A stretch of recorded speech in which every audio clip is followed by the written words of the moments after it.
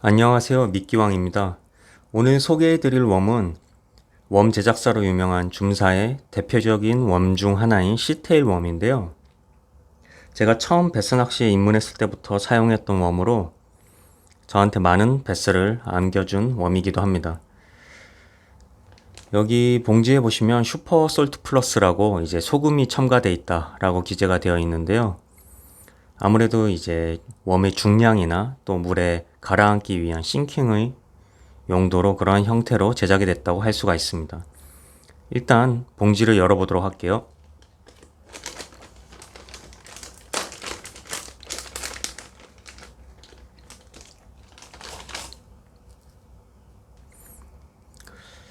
보시면 웜의 형태는 이제 가느다란 몸통에 뒤쪽에 테일이 달려있는 C자 모양의 테일이 달려있는 형태라고 할 수 있습니다. 그렇기 때문에 아무래도 이제 물의 저항을 받으면 이제 꼬리가 이제 감기면서 현란하게 움직이는 그러한 모습을 보이고요. 일단 길이와 무게를 한번 측정해 보도록 할게요.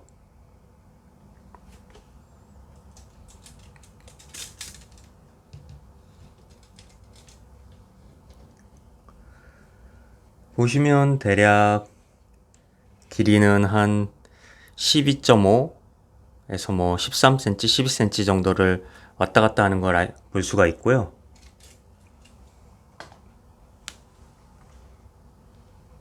무게를 측정해 보도록 할게요.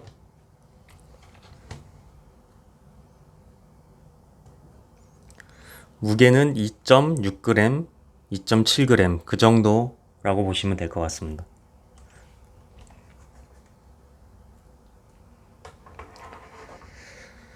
저의 경우에는 이 시테일 웜을 주로 이제 다운샷이나 지그헤드 혹은 스피너베이트의 트레일러 용도로 사용을 했었는데요. 이제 초보자 분들이 계실 수도 있으니 이제 다운샷에 대해서 잠깐 설명을 드리도록 할게요. 흔히 다운샷이라고 하면 이제 이러한 바늘에 이제 저의 경우에는 시테일의 이제 머리 부분을 꿰어서 또 이제 라인의 밑에 쪽에 추를 묶어서 이제 물 속에서 이렇게 살짝 띄워서 하는 그러한 채비를 다운샷이라고 하는데요. 뭐 다운샷의 이 목줄의 길이는 뭐 20cm에서 뭐 40cm 혹은 뭐 더 길게도 가능한 형태로 할 수가 있습니다. 그래서 다운샷을 활용하게 되면 이제 물 속에서 이렇게 떠 있는 형태로 또 낚싯대를 흔들면 이렇게 액션이 가해지는 그러한 채비로 주로 저는 사용을 했었고요. 또 다른 채비로는 지그헤드로 이러한 모양의 지그헤드에 이제 웜에 결속을 해서 이제 뭐 바텀 범핑을 준다든지 혹은 계속 릴링을 해서 스위밍 액션을 준다든지 하는 용도로 사용을 했었습니다. 근데 주요한 채비는 사실 저는 다운샷을 많이 이용을 했습니다. 이 줌사 시테일의 경우에는 아무래도 이제 보시는 바와 같이 얇고 또 크기가 그렇게 크지가 않기 때문에 베스가 먹는데 큰 부담이 없습니다. 그래서 주로 뭐 가을에서 겨울 넘어가는 뭐 저활성식이나 또 이제 한겨울에도 주로 사용을 했었고요. 이제 그 크기에 뭐 베스 크기가 작든 크든 상관없이 주로 입질은 받을 수가 있었습니다. 그게 어떻게 보면 이제 장점이자 단점인데요.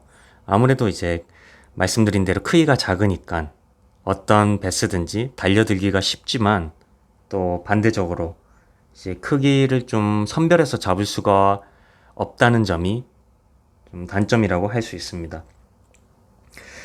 또 다른 장점이라면 아무래도 아까 보셨듯이 이제 줌사의 웜이 그렇지만 가격에 비해 뭐 요즘에는 예전보다는 가격이 올랐지만 가격에 비해 상대적으로 많은 양을 또 들 수가 있고요.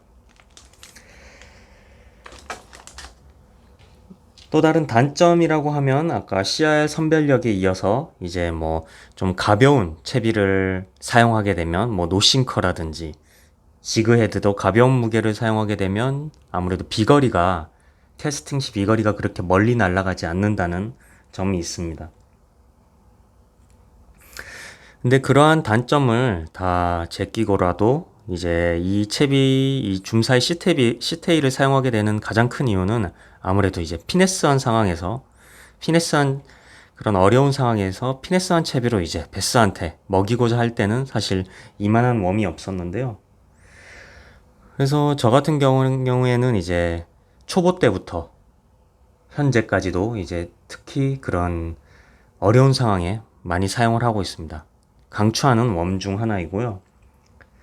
추천 로드는 아무래도 이제 다운샷의 경우에는 지그헤드나 라이트에서 미디움 라이트 액션에 그런 스피닝이나 요즘엔 베이트도 사용을 하고요.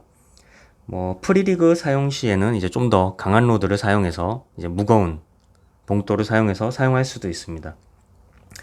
특히 다운샷으로 이제 사용하게 될 경우에는 아무래도 좀 피네스하게 운용을 해야 되기 때문에 라인을 5에서 8LB 정도 그렇게 얇은 라인을 주로 사용을 했었고요.